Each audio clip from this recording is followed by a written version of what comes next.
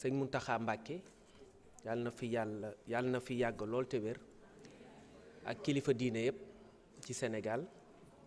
ak kilifa aada yi waa jàngu bi it di leen nuyu di leen ziyaare parce que dañu nekk ci jamonoy koor dugg nañ ci koor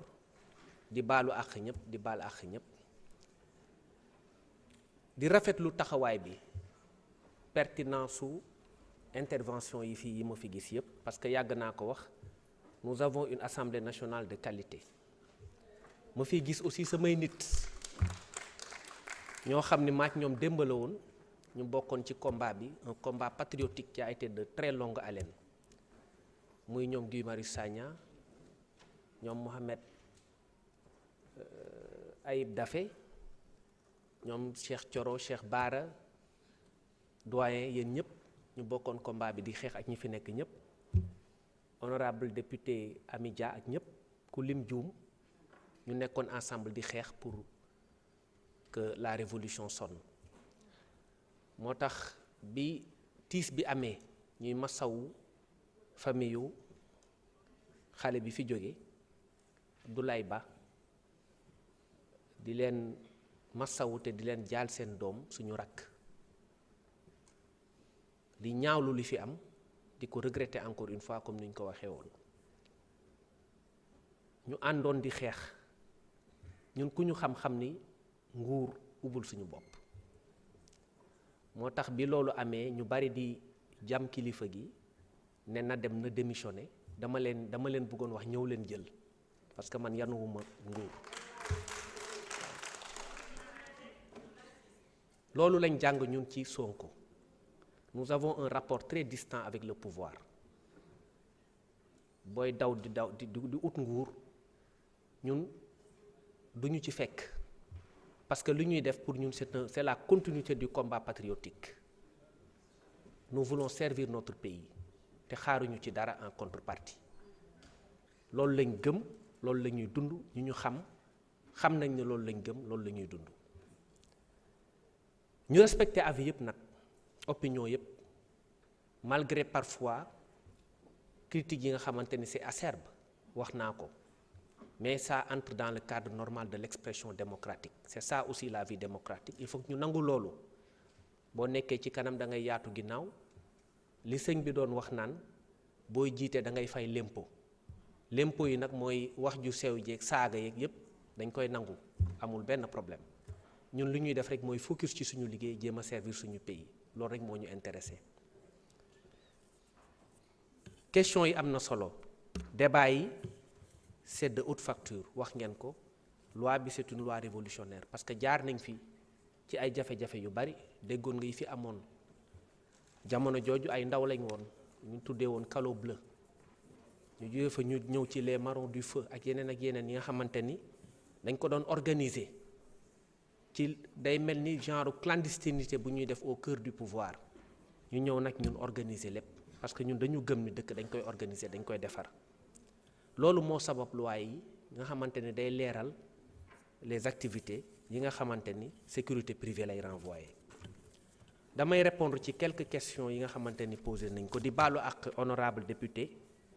ci yenn questions yi nga xamante ni peut-être daf ñuy rëcc parce que ay doomu aadama rek lañ mën nañ matadi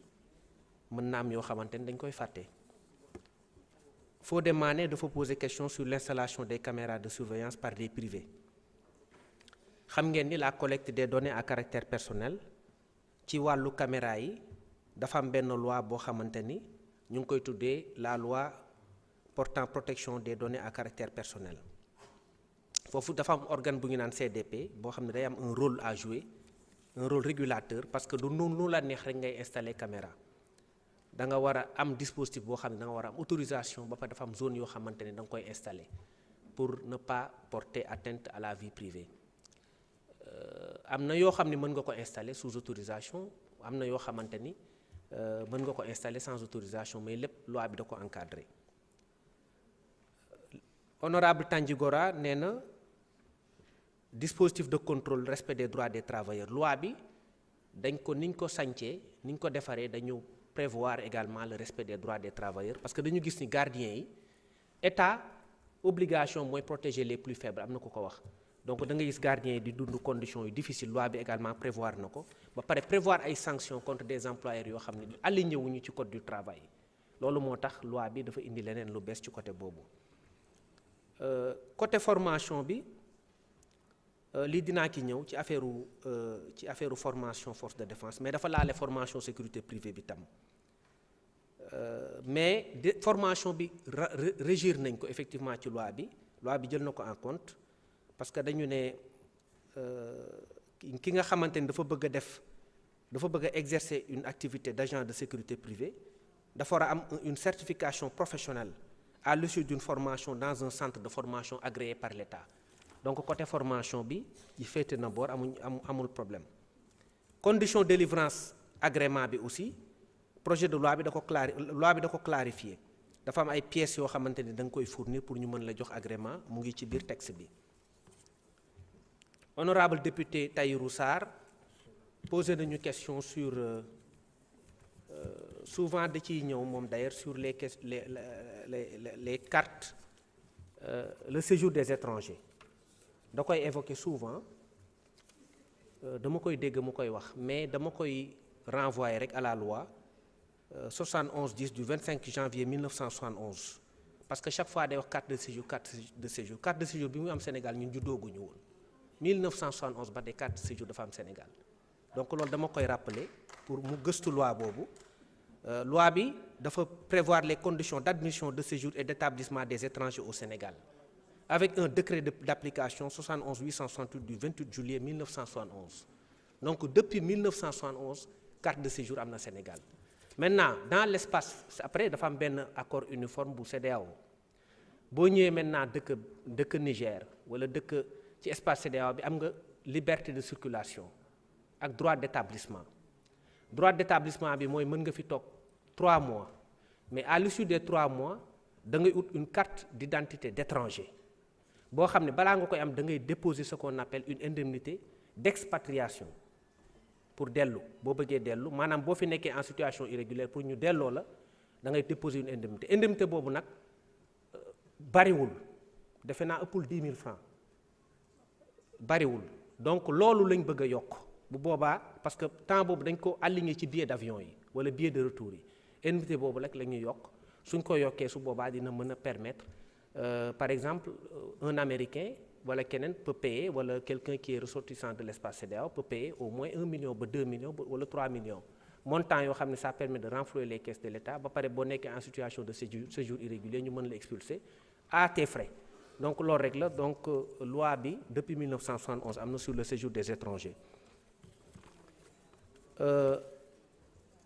sur la question des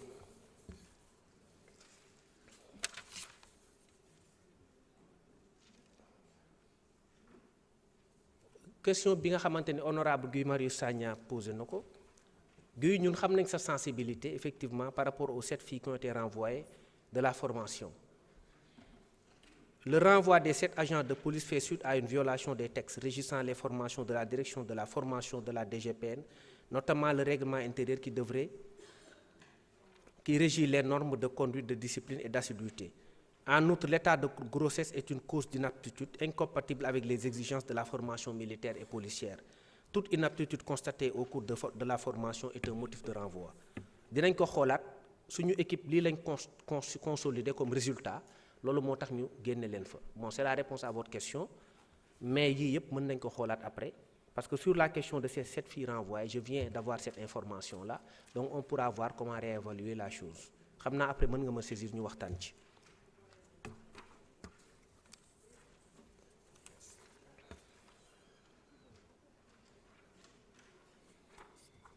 Sur la question de l'honorable député Abdourahmane Diouf,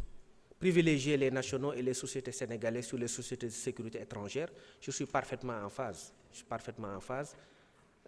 Mais foofu article 4 bi réglé na ko ba pare dafa ne seul peuvent offrir à titre professionnel les services énumérés à l'article 2 de la présente loi, les personnes physiques de nationalité sénégalaise et les personnes morales de droit sénégalais, sauf disposition contraire prévue par une loi ou un accord de coopération internationale. Foofu honorable ay indi na fa benn nuance boo xam ne dinañ ko jël en compte, mais loi bi c'est une loi qui ne permet qu'aux Sénégalais d'ouvrir des activités en matière de sécurité privée. Parce que sécurité privée, en réalité, c'est une prérogative régalienne. Loolu moo tax duñ ko jox à un étranger. En principe, c'est par des Sénégalais et pour des Sénégalais. Maintenant, il peut s'agir d'une personne morale de droit sénégalais boo xamante ni foofu dañ koy gën a tëj, mais bu leen fàtte ni aussi am na ay décret d'application yu war a ñëw yoo xam ne dina préciser yu bari. Pour les ASP radiés entre 2021 et 2024, sur la question de Madame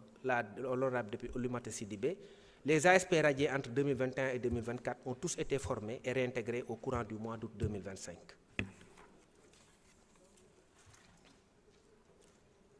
Pour l'intégration de M. Sall dans l'administration territoriale, je viens de saisir le DGAT parce que dañ ma ne dafa amoon benn implication par rapport à un parti politique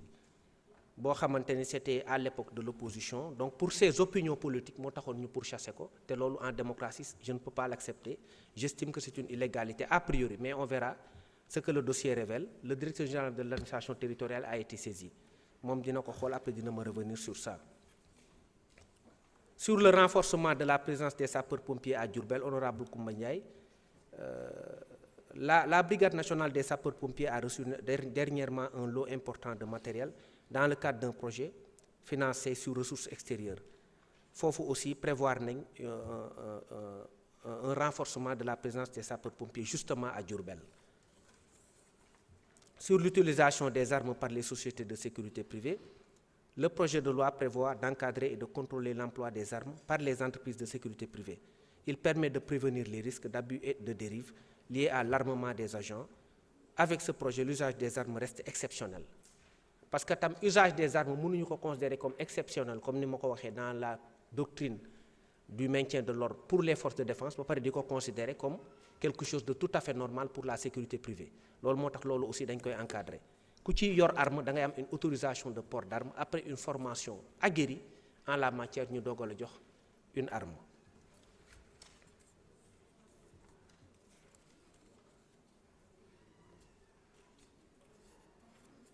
Sur les PDA mooy digitalisation amende yi ngeen doon gis bii c'est un projet du ministre des Finances et du Budget sànq rek maa ngi ko doon wax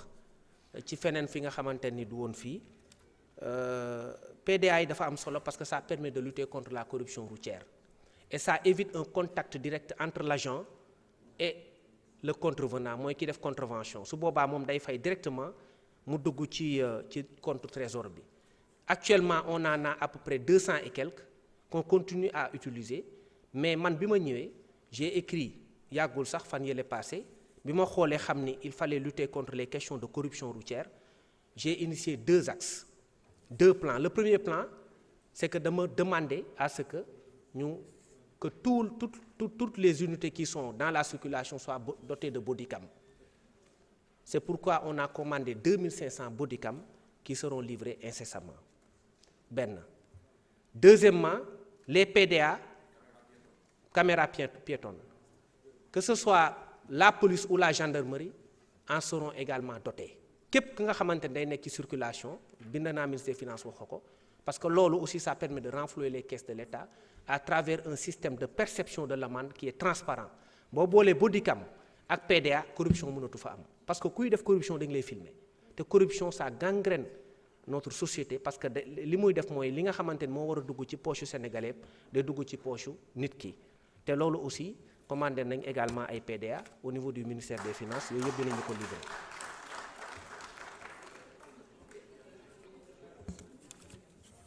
Leneen li ma bëgg a compléter parce que ngeen baal ma àq ci ñi nga xamante ni peut-être yenn questions yi répondre uñ ci après dinañ ci ñëwaat bu leen ne vous gênez pas aussi comme ni ma leen wax rek boo leen amee temps ngeen ñëw bureau ñu waxtaan ci wala ngeen bind ma après yenn questions yi ñu purger ko. Honorable député Abdou Mbow Vous avez fait le parallèle entre l'affaire Bassirou Faye et l'affaire de l'étudiant qui est décédé, Abdoulaye Ba. Le parallèle n'est pas pertinent. La comparaison n'est pas raison justement en pareille occurrence parce que l'étudiant Bassirou Faye était décédé à la suite d'un coup qui a été administré à l'aide d'une arme à feu. Nous, dans notre doctrine du maintien de l'ordre, on interdit l'usage d'armes à feu. Il a été atteint par arme à feu. Il n'y a jamais eu de mesures conservatoires ensuite, comme c'est le cas ici. L'enquête a traîné. Il y a eu beaucoup de temps pour appréhender un auteur, après un deuxième, après un troisième. C'était beaucoup de cacophonie. C'est pourquoi à l'époque, moi, en tant qu'avocat de l'adjudant Tombo Wali, j'avais demandé à ce que la police soit dessaisie au profit de la gendarmerie. Mais il arrive parfois que la police fasse des enquêtes pour des policiers impliqués et que la gendarmerie en fasse autant également pour des gendarmes impliqués. Ce n'est pas forcément une garantie de dysfonctionnement de l'enquête. Mais à l'époque, j'ai estimé qu'avec les cacophonies qui étaient liées à la procédure, il fallait confier l'affaire à la gendarmerie. Je l'ai dit, j'ai parlé de distanciation critique entre les faits et les enquêteurs. Et ça, à l'époque, c'était effectivement dans un contexte où il fallait dessaisir la police, parce que justement, il y avait beaucoup de cacophonie au début de l'enquête. Donc c'était juste ça, mais les contextes ne sont pas les mêmes. On était à l'ère du pouvoir libéral. Aujourd'hui, on est à l'ère de Pastef. Il y a quand même un peu de différence.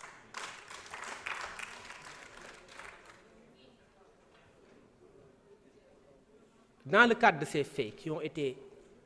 commis au niveau de l'université, moi, je suis resté dans ma position de principe. Man duma xeex pendant des années ay ci dëgg parce que même bi may nekk ci barreau bi yéen xam ngeen ma j'étais toujours, en tout cas li ma doon jéem mooy être toujours du côté de la vérité man loolu laa doon jéem donc du ma ñëw ba fii di changer position parce que dara jaral lu ma ko amul sens. Li ma bëgg a wax mooy bi affaire yi amee dama ko regretter te dama dénoncer yenn affaire yi publiquement dama ne je dénonce toute violence ak fu mu mënti jóge. Le lendemain des faits de me saisir l'inspection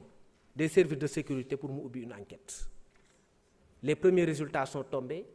et j'ai pris des mesures conservatoires parce que moi je suis contre le principe même des excès en matière de maintien de l'ordre. Parce que j'estime que la violence d'État, comme le disait Max Weber, doit rester une violence certes légitime,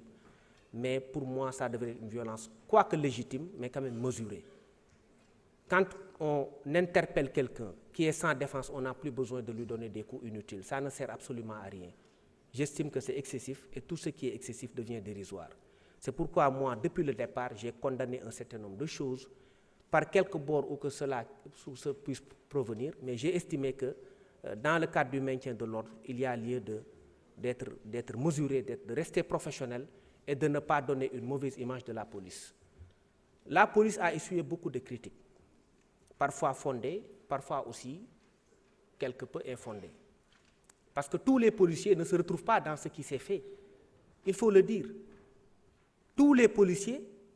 ne se retrouvent pas dans ce qui se fait. L'écrasante majorité des policiers sont des gens qui sont vertueux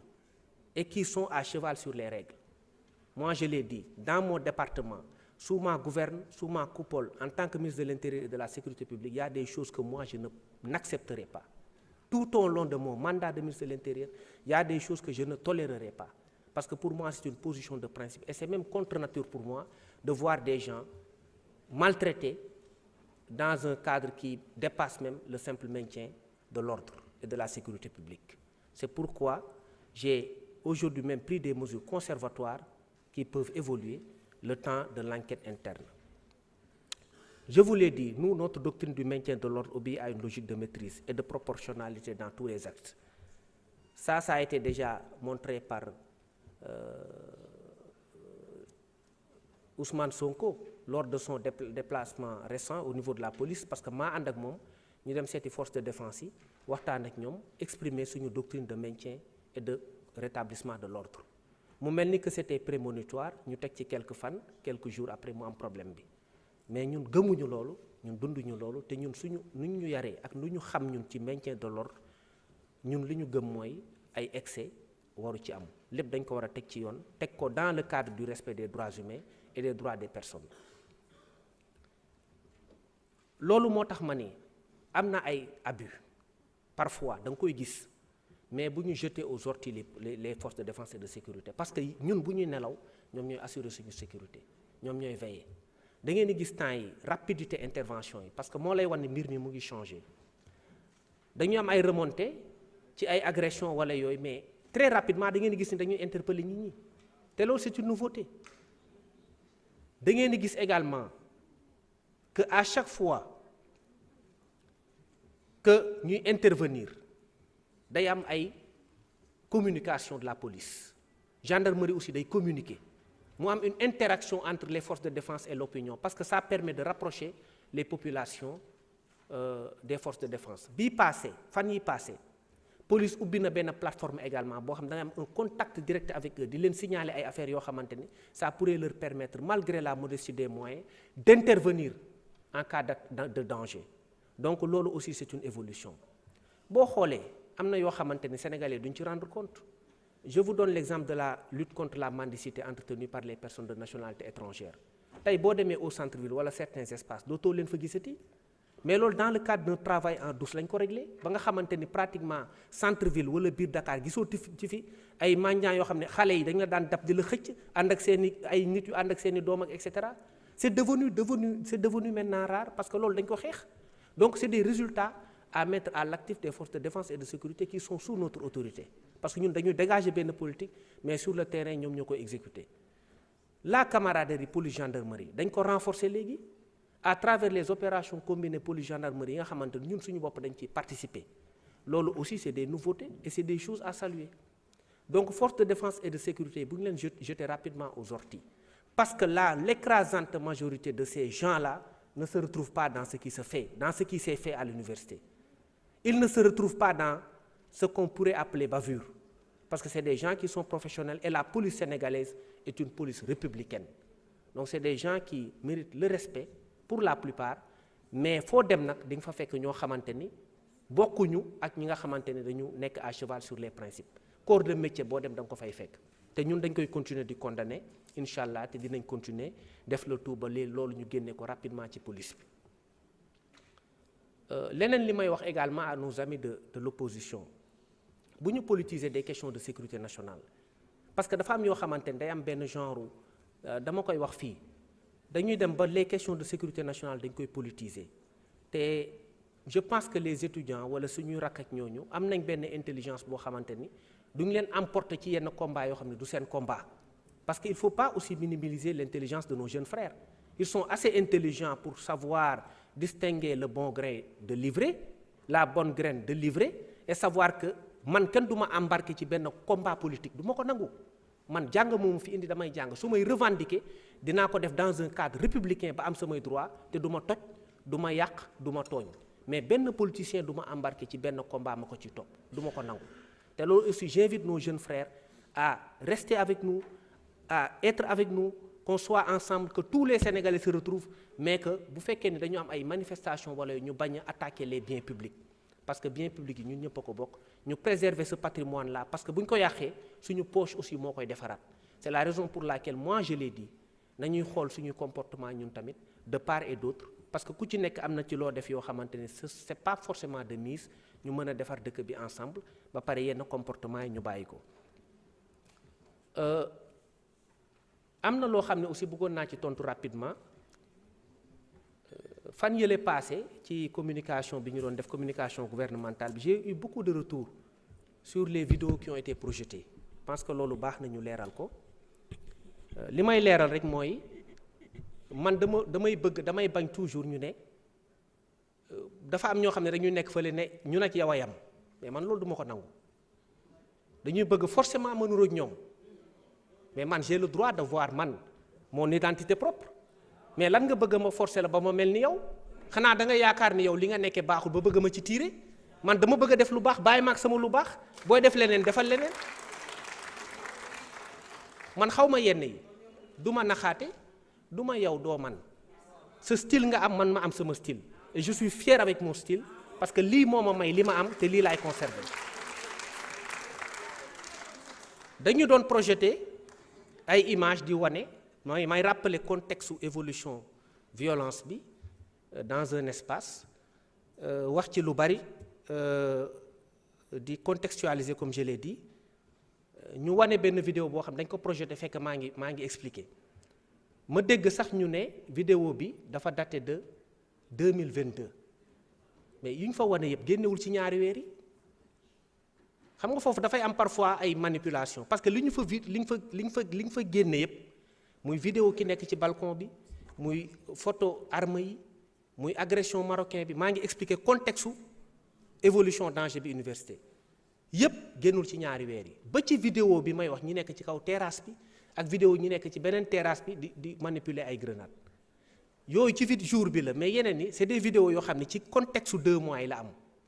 après maintenant il peut y avoir un décalage entre li ngay wax ak lu ñuy projeté parce que c'est pas forcément yaa ngi xool loolu image yi mën nga ko xool mais wala nga bañ ko xool mais en tout état de cause mën na am décalage entre li ngay wax ak lu ñuy projeté mais toutes les vidéos existent amul benn vidéo boo xam ne dañ ko inventé te vidéo yépp amul benn bu ci génn ñaari weer yi yii décembre la yii janvier yii mois de février bi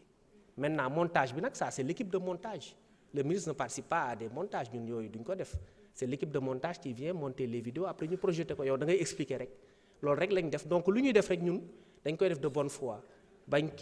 di yooyu yenn yi duñ ko def te loolu aussi du suñu nature ku nekk nag am nga droit gisee nu la neex àdduna moom noonu la wax naa ko léegi damay annoncer l'arrivée prochaine de bodycam parce que bodycam yi dañ koy indi il s'agira de au moins 2000 et quelques bodycam yoo xamante ni à la fois policiers yi ak gendarmes yi dañ leen koy jox ñiy def maintenant intervention sur le terrain dañuy sol désormais ay bodycam nga xam ne ñoom tamit képp koo xamante ne def maintien et rétablissement de l'ordre li ngay def dañ koy filmer bu ko defee sénégalais yëpp gis li ngay def su boobaa dina éviter ay bavures te dina gën a régler problème yu bari. Nous pensons que servir l'État c'est servir avec honneur,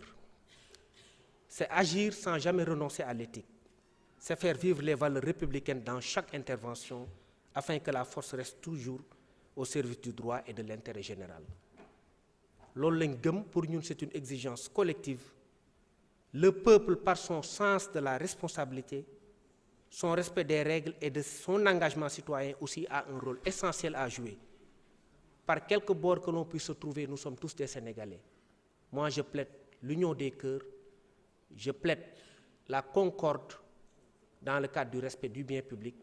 du respect des FDS qui font correctement leur travail et de tous les Sénégalais également qui sont des patriotes pour qu'ensemble on puisse constituer une nation. Tel est mon credo, telle est ma conviction des choses et je suis fier d'être devant vous, une représentation nationale aussi éloquente avec un niveau de débat excellent. Je serai toujours votre serviteur et je le serai toujours de bonne foi. Je vous remercie de votre attention.